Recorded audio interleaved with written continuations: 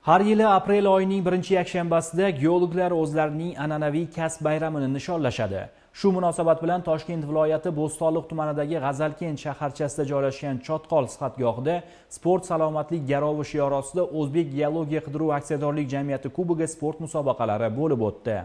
Mazkur sport tadbiri O'zbek geologiya qidiruv aksiyadorlik jamiyati kasaba uyushmasi tomonidan tashkil etilib, unda jamiyat tizimidagi ekspeditsiyalar, laboratoriyalar, tashkilotlar hamda ijro apparati xodimlaridan iborat 90 nafarga yaqin qatnashchi ishtirok etdi.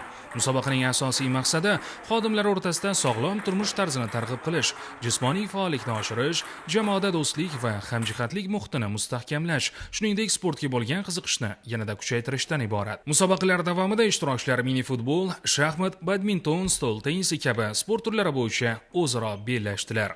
Men ushbu musobaqalarda sportning stol tennisi turi bo'yicha Toshkent markaziy geologiya qidiruv ekspeditsiyasi jamoasi sha'nini himoya qildim va faxrli 3-o'ringa ega bo'ldim.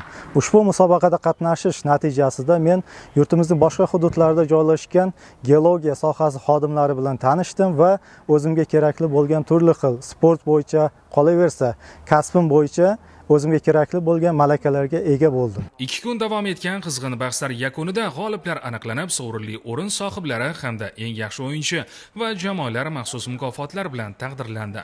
Mazkur tadbir nafaqat sport bellashuvi, balki O'zbek geologiya qidiruv aksiyadorlik jamiyati tizimida faoliyat olib borayotgan xodimlar o'rtasida jamoaviy ruhni mustahkamlash, sog'lom turmush tarzini ommalashtirish hamda geologlar kuni bayramini munosib nishonlashga xizmat qildi.